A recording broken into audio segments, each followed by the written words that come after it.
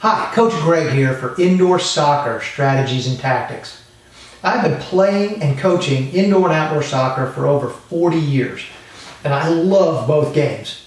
This video is here to describe the major differences between indoor and outdoor soccer. Of course, the first major difference between indoor and outdoor soccer is the walls.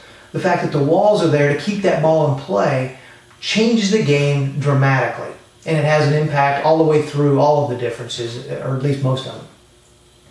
The fact that the walls are there means that the game becomes more compact, both in size and in the way that the game is played.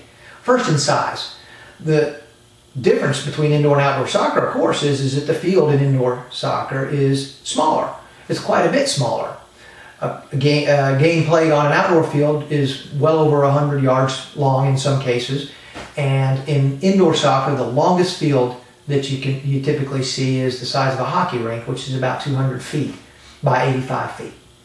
The size of that field being a lot smaller contributes to the fact that that game is played and it feels like it's just a whole lot more compact. When the game is more compact and the ball stays in a closer area, the game becomes faster. This is another major difference between indoor and outdoor soccer, is that the game is much faster. The ball stays in play more, and when that ball bounces off of the sidewall, it's still in play, and somebody's got to continue to be working on doing something next with that ball, as opposed to outdoor soccer. When it goes out of bounds, a lot of times there's a little bit of a downtime. It might be a second or a couple of seconds, or it might be several seconds between the time that the ball goes out and the time that the ball's played back in. There are some times where the ball goes out of play in indoor soccer, but it's significantly smaller in time and number. The fact that the game is more compact and it's a faster game means that decisions have to be made much more quickly. I'll give you an example. Is if a player receives the ball on a pass or takes the ball away on a transition, maybe steals the ball from the opposing team, then there's somebody right next to that person typically immediately. Somebody's on that player right away. There's not a lot of open field 5-10 yards around individual players at any given time. There's so many times when there's people that are just right next to the player that there's very, very little time for setting up and thinking and setting up that next play. So the decisions have to be made a whole lot more quickly, at least what my observation is in indoor soccer. Another major difference between indoor and outdoor soccer is that there's a whole lot less dribbling required. There's a lot less dribbling in indoor soccer simply because the field is smaller, but also because the fact that the game is more compact and that there's going to be somebody near that dribbler sooner in indoor soccer than in outdoor soccer. That means that if a player wants to start to dribble, they're going to be faced with an attacker probably right away, and they're going to be faced with another attacker immediately, either at the same time or immediately thereafter. It's not a dribbling game, it's a passing game. The indoor game is a passing game. And that leads me to the next major difference between indoor and outdoor soccer, is the fact that the passes are different in style and they're different in accuracy. In indoor soccer, those passes have got to be a lot more accurate. In outdoor soccer, you got more room to run, you got more room to collect that ball, and more room to lead. In indoor soccer, those passes have to be much closer to the feet of the receiving player. They got to be more accurate. Another major difference between indoor and outdoor soccer is the fact that errors are magnified. In indoor soccer, the fact that the game is so compact and there's always players in close proximity means that if a player makes a mistake, there's going to be an opposing player right there to take advantage of that. Let's say, for example, the ball comes on a long field pass, which are not as common in indoor soccer, but a player traps the ball with his or her chest, that ball drops to their feet. In outdoor soccer, if that ball were to roll a few feet away, 2, 3, 4, 5 feet away, then the outdoor player might have a chance to recover that because the players might not be quite so close together. In indoor soccer, if those players are closer together, then that ball that is 2, 3, 4 feet away is already too far away in many cases to be able to recover. There's going to be an opposing player right there trying to take that ball away. So the errors are magnified in indoor soccer as opposed to outdoor soccer. Another way that the errors are magnified is that the ball bounces a whole lot higher typically in indoor soccer. A lot of times in indoor soccer there's a concrete slab underneath the turf, and the outdoor fields, if they're grass or even if they are turf on outdoor, the ball doesn't tend to bounce nearly as high. So a lot of times people making that transition from outdoor to indoor make a lot of mistakes on the bounce and on the traps and on the passes for indoor soccer.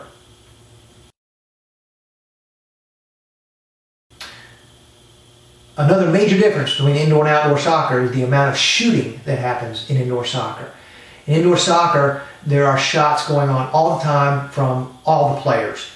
In an outdoor game, you might have 3, 5, 10 shots per game. In an indoor game, you might have 30, 40, 50 shots per game per side. And that makes for a significantly different game, not just for the offense and the players and the defense, but also for the goalkeeper as well. The fact that there's more shooting, of course, means that there's more scoring. That makes for a much more dynamic game in terms of strategy. In indoor soccer, the games might be double digits. It might be 14-12 as opposed to 2-1 or 1-0 in outdoor soccer. So it makes a big difference on strategy, and it makes a big difference on the way the game is played. Another major difference is that those 30 or 40 or 50 shots, they bounce off of that back wall a lot of times, and that ball is still in play. In outdoor soccer, if you miss the frame of the goal with one of your 3 or 5 or 10 shots per game, then that ball goes out of play and then there's a goal kick. And that might be 5, 10, 30 seconds in between the shot and when the goalkeeper kicks the ball all the way down to the other end of the field. In indoor soccer, you take a shot and you miss, that ball's right back at your feet or right back in play where somebody else can make another shot. A lot of times those rebound shots are more dangerous than the original shot that was taken. So rebound shots have a significant difference on the game of indoor soccer.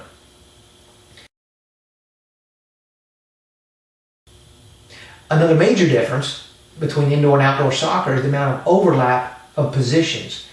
In indoor soccer, the overlap of positions might be left to right, or it could be the offensive players and the defensive players shifting positions and overlapping quite a bit more than they would in outdoor soccer. You give an example. A striker in indoor soccer has only got a few yards to be able to overlap with a defensive player, and those can overlap quite a bit. In outdoor soccer, that might be 60 yards to try to have a defensive player switch with an offensive player and vice versa.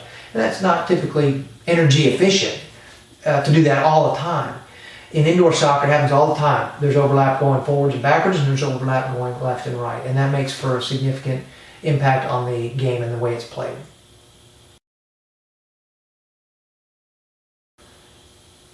Another major difference between indoor and outdoor soccer is the way we substitute. In indoor soccer, we substitute on the fly, meaning you substitute anytime the ball is in play. And there's a strategy involved as when to substitute and when not to substitute, making sure that you substitute when it is advantageous for the tactical advantage on the play and not when it could be detrimental to your tactics when on the field. This leads into another major difference between indoor and outdoor soccer is the fitness level required. When you go to substitute a player in outdoor soccer, that player might play for 30 minutes or could play the whole game. I mean, in outdoor soccer, there's a lot of downtime for individual players when they're on the field. In indoor soccer, there's very little downtime for players if they're playing all out. And then that means that the substitutions have to happen every few minutes for those players. Those players ought to be coming on and off of that field every few minutes in order to bring some fresh legs out onto the field. So that means that there's a big difference, and this is another major difference, between fitness levels of indoor and outdoor soccer. Now, outdoor soccer does require some stamina, and it does require some level of aerobic and anaerobic fitness. Indoor soccer consists of virtually all sprints, and there's very little downtime, like I said, between the sprints that are on the field. There's very little time for an indoor player to rest while they're on the field. Therefore, they need to rest on the bench and keep that substitution going. So the fitness level is another major difference in indoor and outdoor soccer. The last major difference between indoor and outdoor soccer may be that indoor soccer is more fun to watch. Now, I love indoor and outdoor soccer, but a lot of people say that indoor soccer is more fun to watch because there's more action, there's more shooting, there's more scoring, and there's less downtime than in outdoor soccer. So there's a lot of reasons why people like to watch and play indoor soccer. Folks, if you love indoor soccer as much as I do, I encourage you to take a look at the Indoor Soccer book on Amazon and to watch some of those future videos that we've got coming up. I look forward to seeing you soon on Indoor Soccer Strategies and Tactics.